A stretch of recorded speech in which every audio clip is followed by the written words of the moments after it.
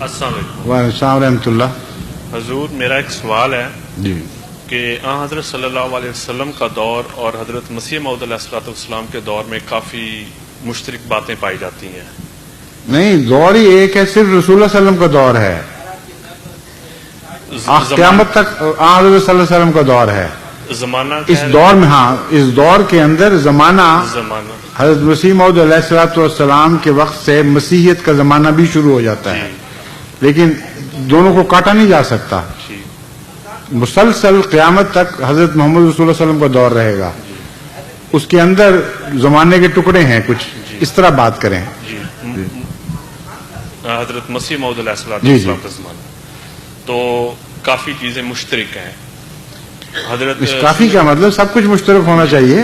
حضرت رسول کریم صلی اللہ علیہ وسلم نے ہجرت فرمائی مکہ سے مدینے کو، اور کیا یہ سوچا جا سکتا ہے کہ آپ کا بھی جو میں آپ کو میں سمجھ گیا ہوں. آپ نے جو تمہید باندھی ہے اس کا اور سوال کیا، اس کا جواب حضرت مسیح موعود علیہ الصلوۃ والسلام پہلے ہی دے چکے ہیں. آپ نے فرمایا کہ اللہ تعالیٰ نے مجھے الہاماً بتایا ہے کہ تجھ پر ایک زمانہ موسیٰ کے زمانے جیسا آئے گا.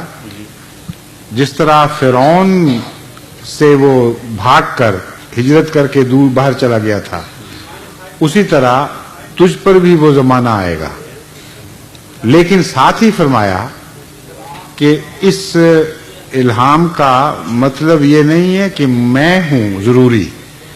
ہو سکتا ہے میرے بعد میرے کسی خلیفہ کے ذریعے اللہ تعالیٰ اس پیشگوئی کو پورا فرمائے.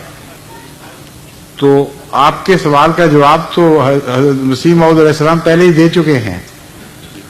شکریہ. السلام علیکم.